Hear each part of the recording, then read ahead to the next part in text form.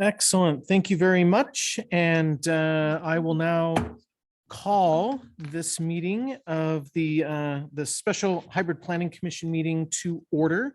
It is December the 14th, 2022. My apologies for being a few minutes late. We were just resolving a few technical issues. My name is Dan Hubble. I am tonight's Planning Commission chair. And it is being brought to you both in person here at City Hall as well as in a hybrid format. Some commissioners will be joining us remotely. Welcome to everyone and thank you for joining us this evening. If the folks who are remote would not mind turning on their microphones, and Deputy City Clerk Deb Estrada will be calling the roll. Deb. Thank you, Mr. Chair. Commissioner Boatsman. Here. Commissioner Curry. Here. Commissioner Accused. Here. Commissioner Rashish. Here. Commissioner Regeb. Here. Commissioner Murphy. Here. And Chair Hubble. Present. Thank you.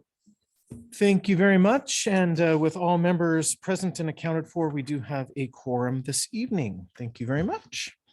The first item of business this evening is appearances, and this is the opportunity for anyone to speak to the commission about issues of concern. Deputy City Clerk, is there anyone who has signed up for appearances online? Seeing none in the audience. No, Chair. Excellent. Given that there are none, we will skip past the first item of public appearances. That brings us to item number 1 of regular business, which is the approval of the minutes from November the 9th. Is there a motion to approve the minutes of November the 9th? So moved. It has been moved by Commissioner Rashish. And there's a second. Thank you from Commissioner Accused. Are there any comments, questions, or corrections that we need to consider? Seeing none online, either commissioner? Dan, I have 2 corrections. Great. The first one is it says that you were at a remote location in the call to order. As I recall, you were there. I was here in all of my glory. I mean, my head was maybe in the clouds, but physically, I believe I was present. Then I have one more that is somewhat more substantive. Is on the top of page 3, where we have the red line version of policy 17.4. I believe a word was left out. In the second line, it says the need and support the ability. I think it was the need for and support the ability to maintain. So the word for, I believe, was left out after need. Okay. Is that something we can either verify and or have consensus on? Dan? Yeah. I picked up my packet last Friday and I didn't have the minutes in it at that time. And I have been derelict in printing the minutes that were sent to me and I didn't get a fresh packet. May I take a quick look at the minutes? Because it looks like we're talking about things that are a little more substantive. I will be No? on them. They're not in the packet that's been printed on the Okay, dais. okay. So Should we put them up on the So we have, screen or what? the other thing we can do is that if people do want to review, just given, because it was sent as a secondary attachment, I think late to the packet that was released, if I recall. It was sent Saturday morning and uploaded to the online packet Saturday morning. Yeah. And so. So, yeah, what we can do, it's not critical that we approve it this evening. We can always just, Okay. if folks still want time to review because of that, would you be okay with that, Commissioner Murphy? Oh, yeah. If we just bring this back? Yeah. So we can either take a motion to table it, or you can just withdraw your motion and we'll, I withdraw the motion. very good. Does the seconder concur with withdrawing the motion? I concur. Excellent. Thank you. So we'll remove the motion to approve the minutes and let's bring those back next meeting if that's all right. Thank you. Thank you. Well, that was easy. And I'll skip past voting on that. Perfect. Item number 2, which is of the bulk of the business this evening, is review of the comprehensive plan update, capital facilities element and utilities element. This is, I believe, the first review of this section of the comprehensive plan, and the purpose of tonight will be to review the changes that are in process from the staff and provide comments on that. And so with that, I believe we have Senior Planner Adam Zach at the podium. And I also would like to recognize that Deputy Director Allison Van Gorp is also here in the audience. And joining us remotely is Elaine Summergren from the Department of Public Works to help us if we have any questions about these two elements. Great. We'll be looking at. Sorry, what was her name again? Elaine? Elaine, Summergren. thank you. Yeah. So good evening. It's good to be here in person. Let's see, tonight we'll be taking a look at the capital facilities and utilities element of the comprehensive plan. Our purpose tonight is just to go, I just wanted to give you a briefing on the first draft of those two elements and look at, give you an overview of the things that have changed or that are being proposed for change. And in advance of a comment period, similar to the process that we used with the transportation and the land use elements. So we'll give you the first briefing today. You'll have a comment period through January 13th, and then we'll come back at your January meeting to review those comments. To start out with, we'll take a look at what is a capital facilities element. So this is the component of the comprehensive plan that directs our city's capital investments to ensure that those capital facilities keep pace and are provide sufficient capacity to serve the new growth that's expected through the planning period. The capital facilities element includes an inventory of those facilities.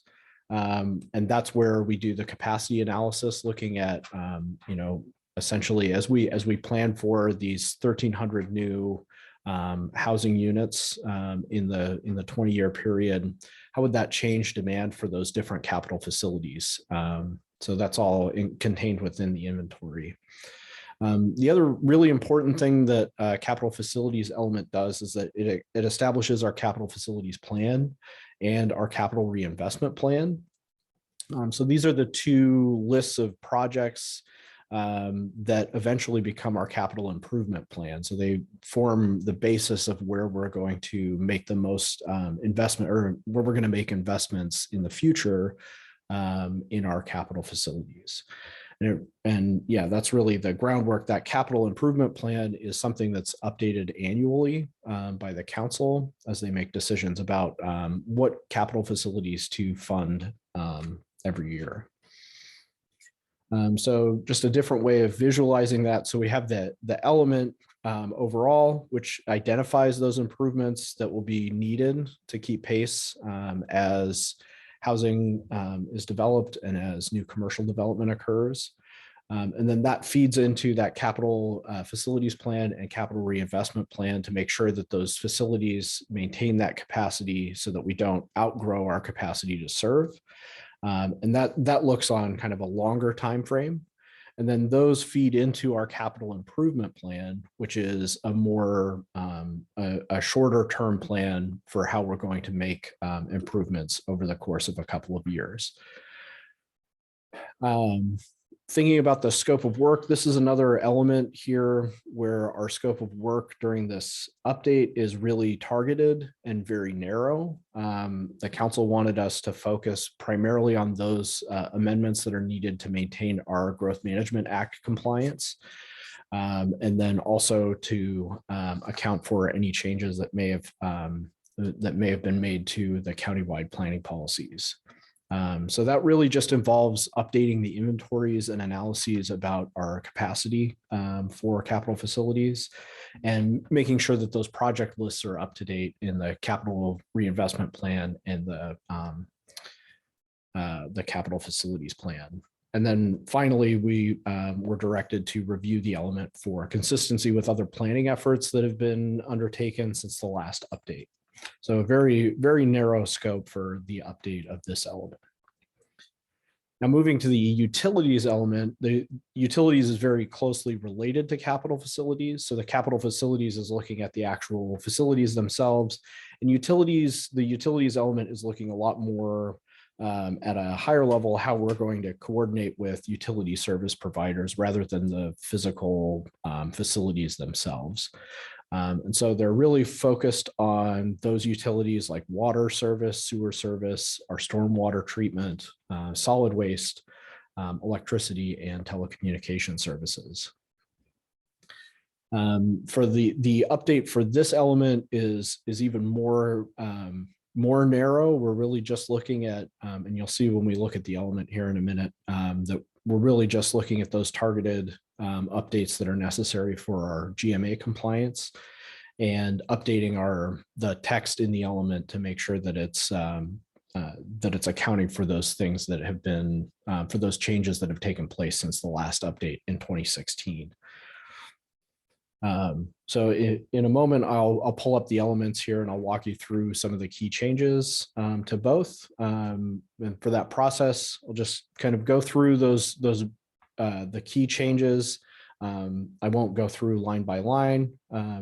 Really tonight, if you have like clarifying questions, we can answer those at this time. And then we're asking for, if you have, input on policy language or those kinds of more specific feedback, we're asking for that to be emailed in during the comment period, which goes through January 13th.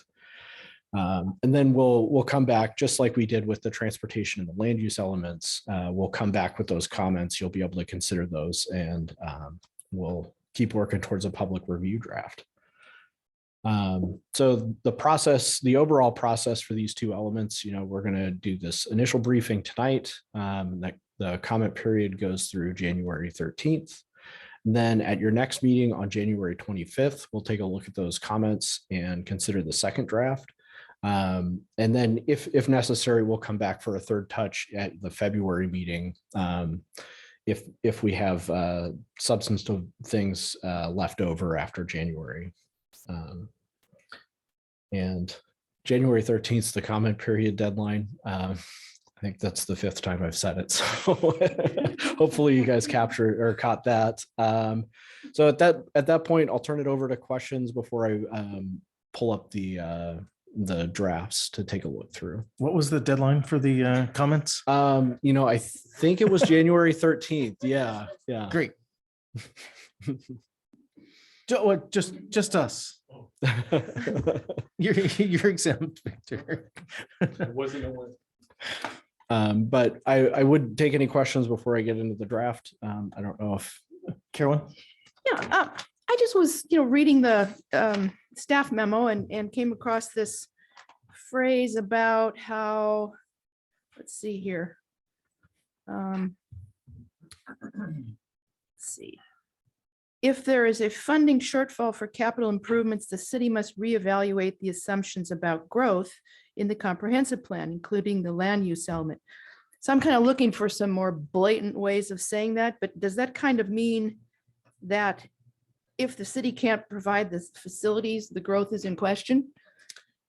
Yes, so that language comes from the Growth Management Act. That's Okay. one of the things that's that we're required to do is basically to say, if we're finding that service capacity is going to fall short, we have to rethink how we're planning for that growth. And there's a number of ways we can do that through zoning, because that's really how we're kind of channeling that growth. But we're fortunate that we haven't found a capacity shortfall. Yeah, So, and it's not unheard of. Certain cities in King County have periodically had moratoriums on building due to not having enough water or this or that. Yeah. yeah, that was one of the driving factors behind the adoption of the GMA was to keep cities from getting into that Yeah. kind of Okay. trouble. Yeah. Thank you. Any questions down here? No?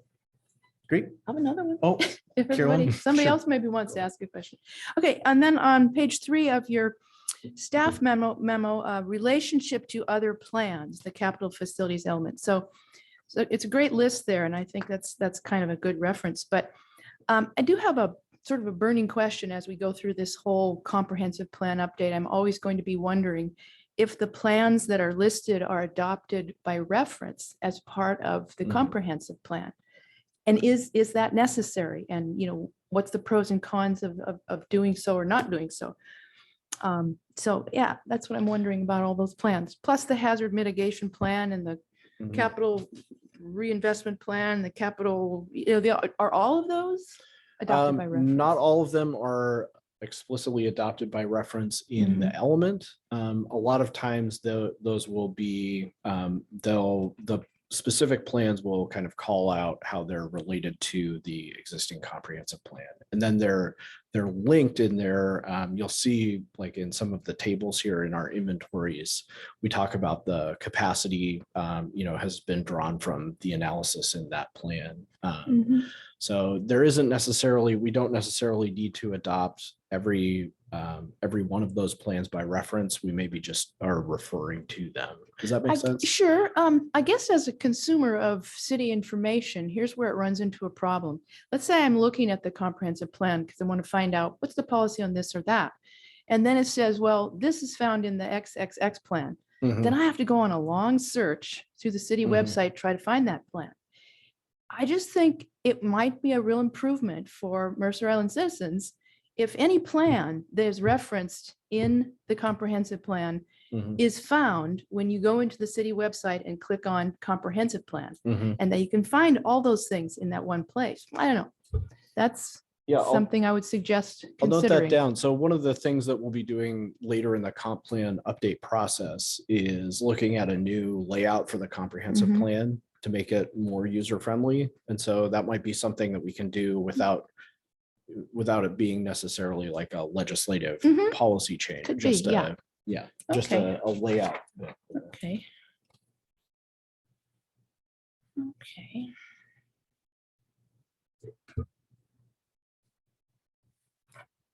is that all, Carolyn, for the just intro questions? So far, yeah, thanks. Great. Great. So let me pull up we'll start with the capital facilities element. So you'll notice as you're looking through the draft, we made quite a few updates to the introductory text. Those are primarily in response to those changes that have occurred since 2016, the last time the element was updated. So I encourage you to read through that. Again, we don't necessarily need to go through that line by line tonight. The first thing I wanted to look at or to highlight for the group is navigate on somebody else's computer. So this is an updated draft. This is on page 7 of the element. It's the capital facilities inventory map. So you can see where those facilities are located. There's a key here on the left-hand side for the different numbers of the map and what those indicate. So this is one of the new updates that we've made to the element. You'll see on the page after it, the older map was pretty dated, and so we gave that a facelift. Yeah. I have a question on the graphic. I know Mhm. the city in the somewhat recent past purchased a property at Island Crest and 40th. Mhm. Would that or should that be reflected on this diagram or no? I don't believe so unless it fits into one of these categories. So Okay. this isn't a public lands map. This is mapping the actual Okay, so like formal facilities. parks Mhm. or buildings. Okay. Right. So once that were to be designated a park, then we would want that reflected on the map. Okay. Thanks for the clarification. Mhm. Adam, I'm happy to answer that question Oh, also. Apologies, thanks. everyone. Yeah. Elaine Subergen, Deputy Public Works Director, on the operations side of the house. The piece of property that the city purchased at 4004 Island Crest Way is actually designated for right-of-way for transportation purposes. So that won't be added to this map as a park. That wasn't what it was, its purpose in being purchased. So just to clarify that. Okay, thanks. And Adam, real quick, for Mhm. those of you online in here, because we've got the presentation up from Adam, we actually can't see you. So if you do have a question, please feel free to chime in as Elaine did, because I can't see you. So just feel free to make yourself known if you have any questions or comments. Thanks. So Dan, Yeah. this is Mike, we're not seeing, or at least I'm not seeing any kind of presentation or screen share by Adam. Oh, thank you for calling Oh. that out. We will Yeah. make sure that it. Maybe that's why I can't see you. Yeah. So all I'm seeing is you. Oh, well, I mean, that's a great show. There we go. I think now you should be able to see. Yep, yep. Oh, Great. and now I can see you because we're looking at the Zoom window instead of the other. Thank you for pointing that out, Mike. Yeah. We're still learning this whole hybrid thing, so. So the next piece that I wanted to highlight or call your attention to is on page 9 of the draft. So this is table 2 in the draft element has been updated. This is our level of service analysis for the capital facilities, and then also some financial forecasts. So some forecasting of how much maintaining or expanding the capacity at these facilities. That's a forecast of what that may cost. So this is when we're thinking about how the potential growth in the future may affect the capacity at our different capital facilities. That's found here in table 2. That's where we do that analysis.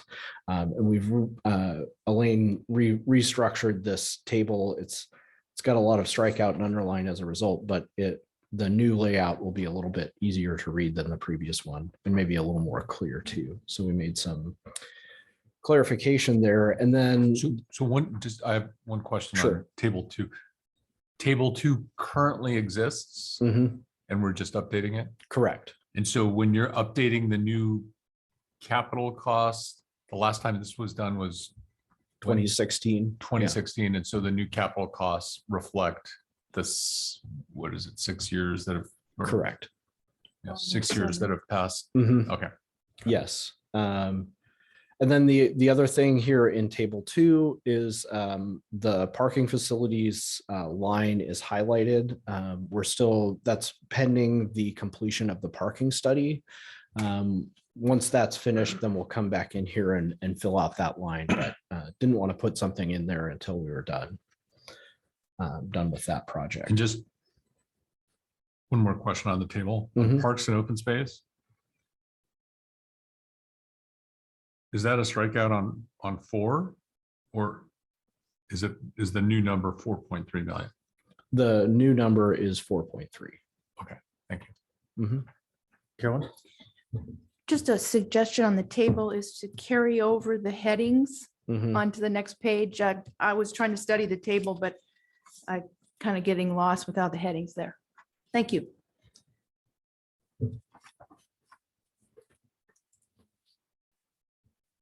And I think the next draft we'll take a look at, I'll give you a clean version too. It'll make the table a little more Sure. legible.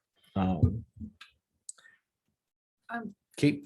Sorry. Mhm. I noticed the use of level of service, and I'm wondering, is there like a formal asset management system, or can we get links to those where the levels of service are detailed? Because C and D isn't really meaningful. Sure. Unless you know where to find that Mhm. information. So I'll provide that with the next memo. The level of service standards for a lot of the capital facilities are set in several different plans. So they're kind of scattershot. So I can give you some links to where those are at and some background Great, thank you. information. Yeah. The next piece. Any other questions on table 2 before I move on? Adam, if I can just clarify that last thing for Sure. anyone who may be listening to this later, because that I think could sound like a little disorganized. Mhm. I think I want to just point out the example being is the level of service for the roads like arterials, residential streets, town center, those would be in the transportation plan, like transportation element. Mhm. Whereas parks and open space would be in the parks and open space plan. So we have capital facilities that exist in all of those different areas, and Mhm. the levels of service are defined in those specific places. And Mhm. so this is just a sort of an overlay on top of that. So I didn't want it to sound like, oh, we're just being disorganized and it's all over the place. It's really that the levels of service are defined in the appropriate places within the plan. Mhm. And we're just happening to reference them because there are capital facilities that also exist as a part of that. If that makes sense. Did I represent that Yeah, correctly? no, that was great. Thank you, Dan. I saw a couple yeah. of blind looks when you said that. I wanted Right. to make So sure. yeah. So our sewer levels of service are, and the standards are established in our sewer plan. And, it makes more sense to have them there because we're doing a lot more specific planning in those documents. So, and those are the documents to which I'll provide some links. Yeah, next. perfect. Yeah. And beyond the documents, I think my question really was, does the city have a formal integrated asset management system where in a database somewhere within the city, and often these are custom softwares, you have all those rules and levels of service defined, and there are triggers for when you need to act. Do we have anything like that? Or is it really just you've got to go to the plan? Like if someone wanted a snapshot of what are the recommended levels of service and how are we doing towards that? Do we have a tool that does that? For that one, I might ask Elaine. And if this is a parking lot item, I'm Mhm. happy to do it over email. Yeah, I'm happy to give that a shot. Again, Elaine Summergren. Good evening, commissioners. So we do have a comprehensive asset management system within Public Works where a lot of these types of items are being tracked in capital projects. However, we haven't totally integrated all of our capital work and our capital projects into that system. We're currently working on that. It's primarily being used for operations right now. So any improvements to any of our utilities or our parks are all documented there. I will say that, truly the vision is for, developing that asset management system so that it's doing exactly what you mentioned just now. So sort of having those triggers.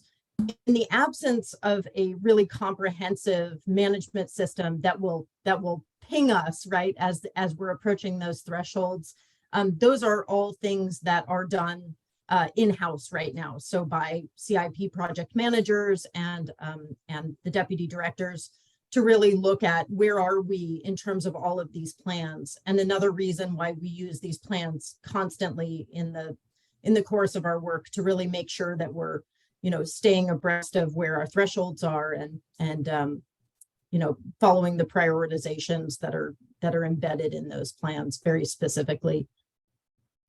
I hope that helps. Very much. Thank you. Thanks, Elaine. Any other questions on table 2 before we keep rolling here? All right, so the next piece here is this is on page 14 of the draft. On the printed copy, this table is a little difficult to read in its current format. But this is the capital facilities plan and the capital reinvestment plan. So this is what forms that foundation for the capital improvement plan, that annual plan that we produce. that the city produces. But in the PDF, you can zoom in and get a little better view of the detail. And for the next draft, I'll do some work on trying to get this so that it prints right. It's partially just a page formatting thing. But you can see in this table here, you can see the description of the different projects, where that, which plan it belongs to, the target completion date, and then the financial analysis for that. How much is the project going to cost? So this, again, things that are showing up here in the capital facilities plan and the capital reinvestment plan will eventually feed into our capital improvement plan. And there's, you'll see as you go through the draft, there are a lot of these. And so if you're interested in seeing what projects the city may be taking a look at doing in the next several years, you can see pretty much everything here in the list. And Adam, just Mhm. for clarification in our review, this is a list that's adopted by council annually or semi-annually, I believe. So the capital improvement plan that is based off of this list is annually updated. Okay.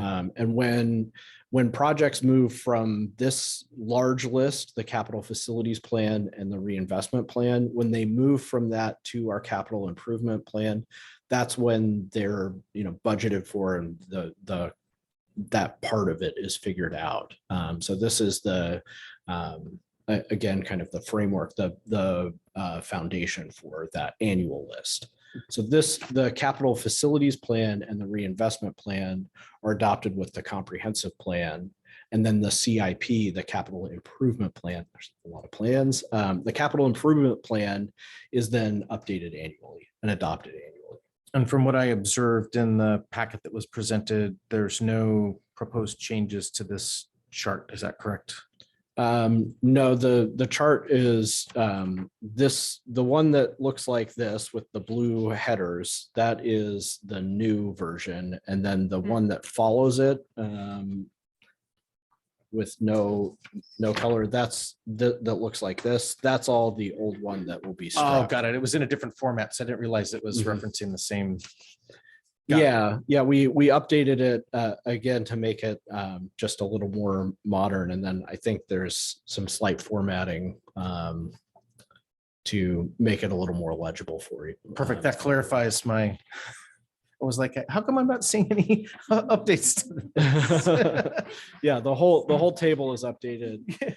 And then here too is another spot where, some of these projects, a lot of these projects are pulled from those other more specific plans. So like the water system plan, the sewer plan, those other disparate subject specific or facility specific plans. Great. Thank you. So next, let's take a look at the policies. So most of the policies, we took a very light touch with the policies. You'll see that most of the amendments that are proposed are primarily for clarification, and then just some slight stylistic changes to make it match some of the other formatting. The one new policy that's proposed is a proposed 1.4.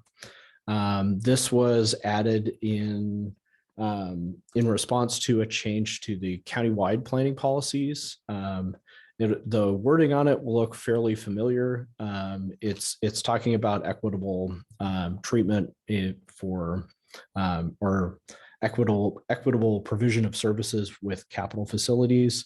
And when I was drafting this policy, I tried to draw from what we were working on with the transportation element last time, using the historically underserved communities phrasing that kind of came out of that meeting. So this 1.4, it's a new policy, and it's in response to countywide planning policy change.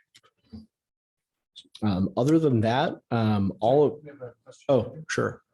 So the clarification on 1.4 is is super helpful.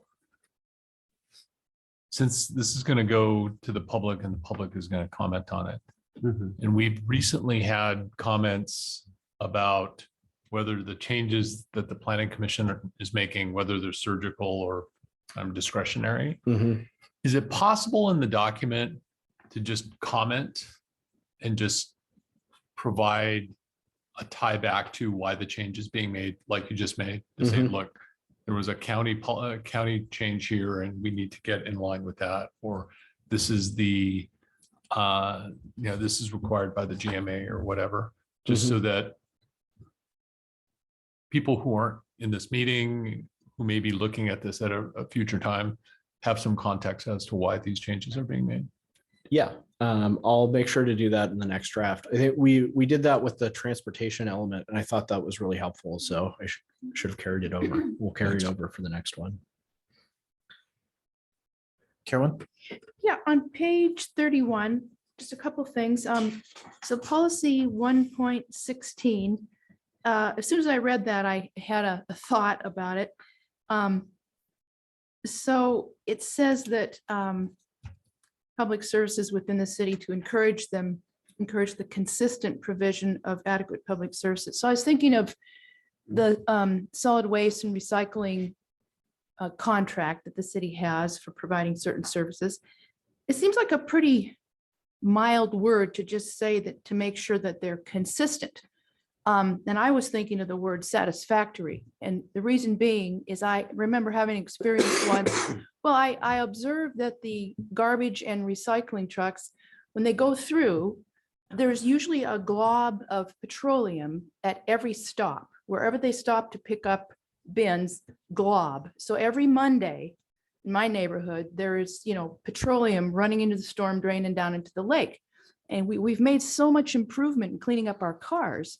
But here we have, the solid waste and recycling company leaving really substantial amounts of petroleum on the road. And I called the city about this one time, and then I was told, well, that's the responsibility of the company that provides the service. But I sort of thought, shouldn't my city, who has a contract with this company, be able to respond to me, a citizen observing something going on that, shouldn't be happening? This hydraulic fluid is being dumped in the street. So anyway, it moves me to say that the service should be consistent and satisfactory. And, I still have that question as to, what is the role of the city in supervising these contracts and making sure that laws are not being broken. I noted that down. We'll take a look at that Okay. with the next draft. Thanks. Yeah. Mhm. Also, there's another plan mentioned on this page, a hazard mitigation plan. So I hope that would be something, I could easily find if I was wanting to look at it. Mhm. Thanks.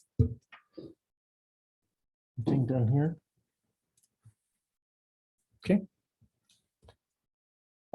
Let's see. And then in terms of the policies, like I said, most of these were just, fairly minor clarification amendments. And then you'll find at the end of the draft on page 35, let me get there.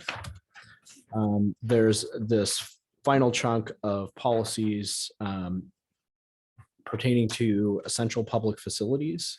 I just wanted to point out that we didn't make any amendments here, and essential public facilities are something that in terms of policy direction, that there's a really clear requirements from the state concerning those. So we don't have a lot of leeway in those policies. So I just thought I'd point out that we're leaving alone the essential public facilities policies because we've already kind of worked through that and don't want to go there again. I think don't need to go there again.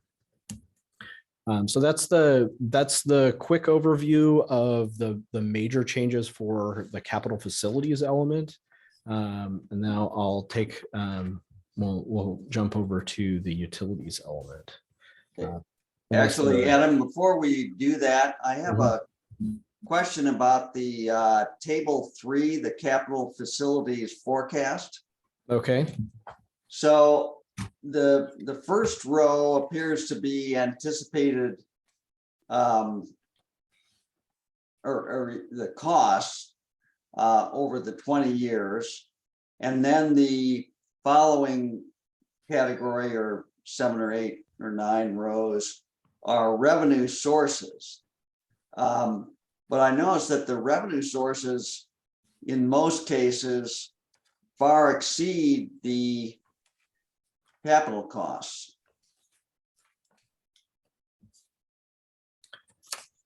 Right. Elaine, did you work on table 3 in the draft here? You know, I did not work on this Mhm. table, Adam. I apologize. I can't speak to this. I do know that, you know, there's some of this, especially in that other category. You know, the grant line is pulled out, but I suspect a lot of the ones that are in that other category are also grant funded. This is definitely a table that we can revisit, though, to make sure that, you know, these things are properly updated. Mhm. Yeah, I was more concerned about the water, sewer, and storm. Because, for example, we've got, you know, the water system capital costs, and then we have water rates contributing, you know, literally twice as much money. And I don't know, is the differential operating costs, or is that, I assume that's not excess money that's flowing into the city.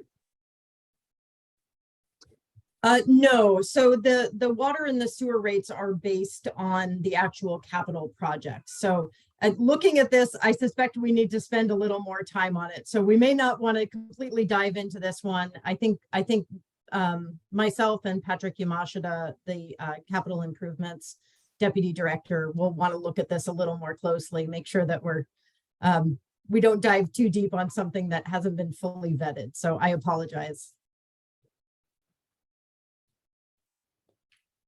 Thanks, Elaine. Any other questions on the capital facilities before we keep moving? All right, I am seeing none. great. So now moving to the utilities element. We'll start with the policies in this element are pretty much all only minor changes for clarity and style. So there are not substantive changes for most of the policies in the element. The majority of the updates that you'll see in the utilities element are to the narrative text that precedes those policies, and that's primarily to update in response to those planning projects or those other projects that have occurred since the last time this element was updated. And this is in keeping with that scope of work for this element, where it was really narrowly defined to just doing what we had to do for the Growth Management Act compliance, and then updating to account for projects that have been undertaken since the last time the plan was updated. One of the only policy changes that was made that has some substance is under policies 8.7 and 8.8. And this is on page 16 of the draft, the last page. We have updated these two policies to reflect the wireless communications facilities work that was recently completed in 2019, I believe. And so this is updated to be to reflect that the wireless communication facilities. Otherwise, the other policies are primarily for clarity or style. And let's see here.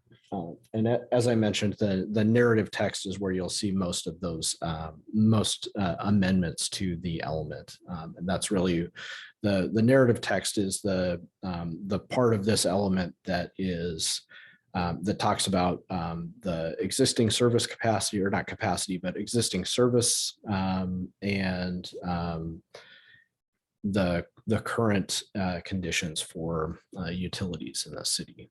So that kind of lays the groundwork for then those policies that follow. But other than that, the utilities element policy-wise is not undergoing significant change.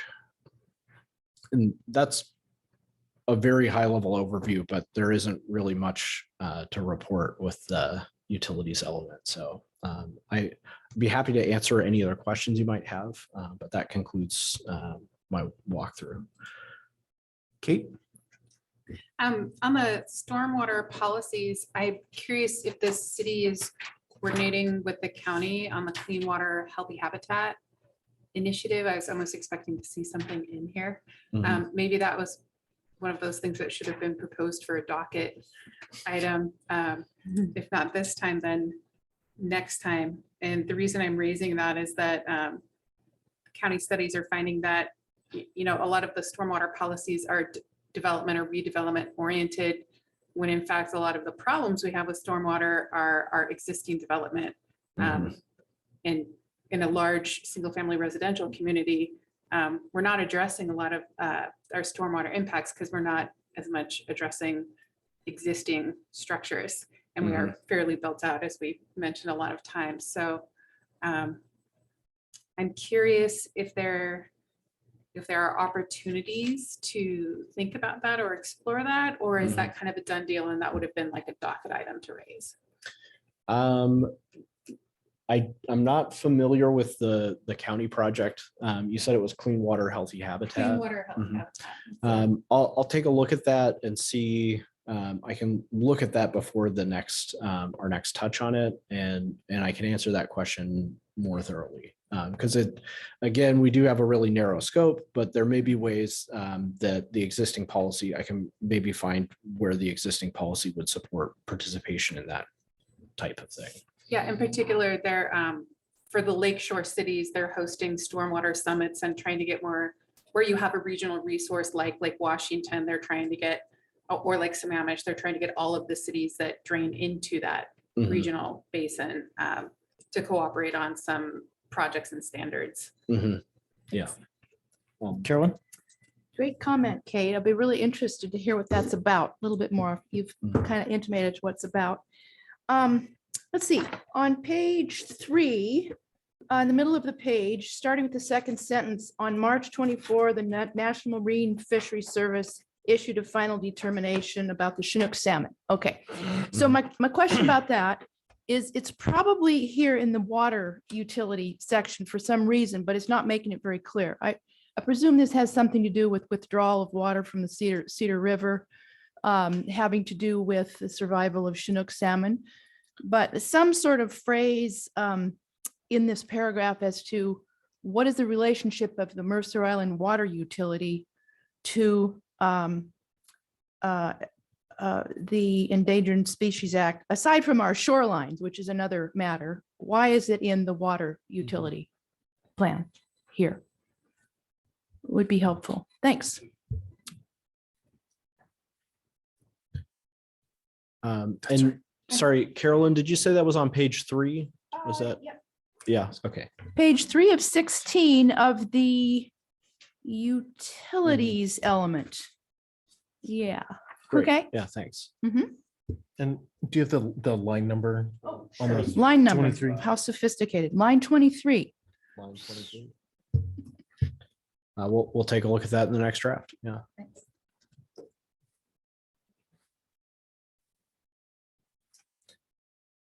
Any other questions or comments or? Mike or Mike online, anything from either of you? Questions, comments? I have. Great. I was just going to say in response to Carolyn's comment, I think you'll find a lot of fodder in the Clean Water Healthy Habitat Initiative that might be helpful towards that end. Yeah. Synergy. Yeah, that's good. Great. Well, thanks. That concludes my presentation. So we'll come back. The comment period ends on January 13th. I don't know if you caught that yet, so just making sure. And then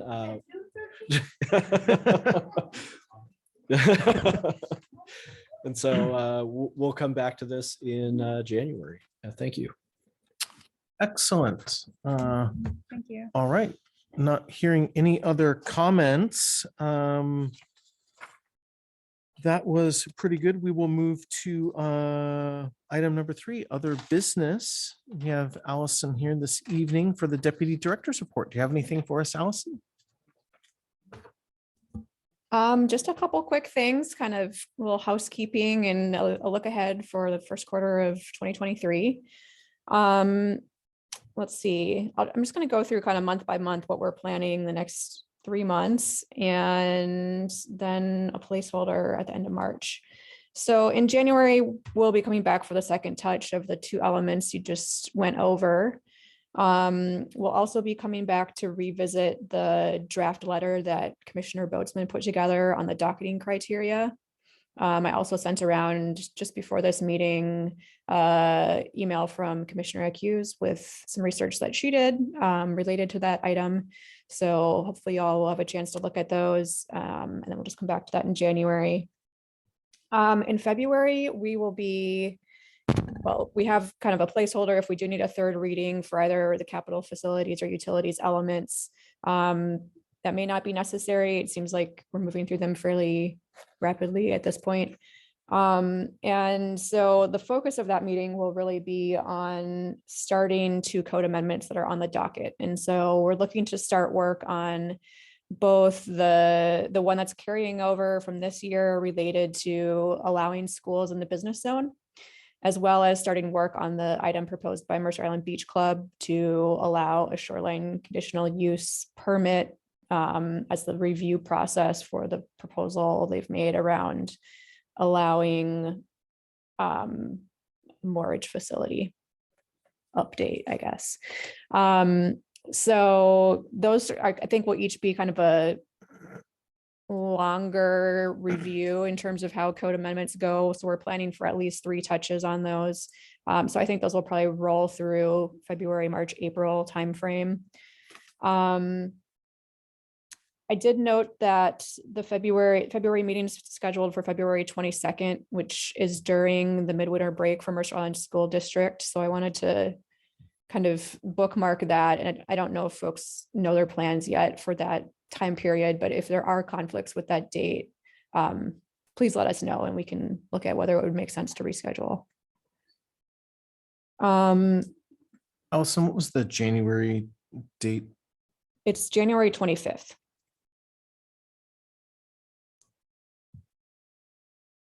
I know, that's what threw me off. Exactly 12 days prior or after the comments. Question, will we be able to get a series like that? We had talked about this over email at one point, having these meetings as an Outlook meeting series, so that we all have them on our Outlook calendars for the city. Is that possible? I know the Yes. Zoom links have to come later, but it would be ideal. We can set that up for 2023 and get all the regular meetings as a calendar appointment. And then, you know, if we do have schedule changes, we can send those out as they come. Thank you so much. So yeah, like I was saying, I think those 2 code amendments will likely run to the March meeting as well. And then Deb sent an appointment out a week or so ago about a extra meeting at the end of March, March 29th, related to parliamentary procedure training. So there's a 5th Wednesday in March. And so that's the date that we're planning for that. And I believe a calendar appointment did go out for that already. Is that in person or online? I It will presume be- it will be hybrid. It'll be all online. All online? Ann only Okay. does them online now. So, I mean, I guess you could actually be here in the council chambers if you wanted to, but she'll be up there on the screen. I mean, you can come. We could definitely have a room available to come view it and hang out in. And is that just our group or is that a joint meeting with other commissions as well? It's a joint meeting with the Design Commission. Yours will be more of an extended training with the Design Commission. Yours will be a 3-hour training. The other trainings being done for other boards and commissions will be a 2-hour training. Oh, lucky us.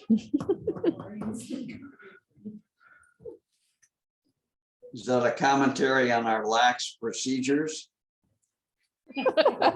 No comment, sir.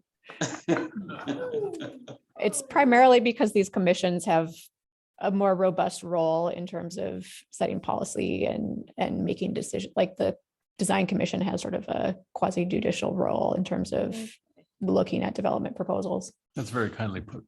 Thank you. Thank you. That's all I have for our update. Any questions about that? Yes. Yes, Kate. You have a I question? did that wrong, didn't I? I ask a question here. If you have a question, yes, please. My question is, what is happening with the housing work group and our little mini subgroup? Yeah, good question. As you know, we kind of put things on hold when we started seeing the guidance rolling out from Department of Commerce in King County, as we were realizing that the work on that element was going to be a little more extensive than we initially anticipated. So Adam and I and some of the other staff have been spending a lot of time in the last 4 to 6 weeks reviewing that guidance, attending a lot of meetings and webinars put out by Commerce in King County, and trying to get our heads wrapped around, what that work's going to entail. We're currently working on updating the scope of work and reaching out to some of our consultants to see what additional resources are available to support us. And we're planning to bring an updated scope to both the Planning Commission and Council, either at the end of January or beginning of February, to give you all an update on what that's going to look like. I'm anticipating that the work group may not reconvene until sometime in the spring, because we are going to need to do some additional technical analysis and update the housing needs assessment related to there's a whole section of guidance on racially disparate impacts that requires a bunch of additional analysis. So we'll be working on that this winter and spring, and then looking to come back to the work group with that updated analysis and kind of restart the policy discussion at that point. Thank you. Mhm. Great. Any other questions for Allison? With that, she mentioned the 2 meetings, January and February.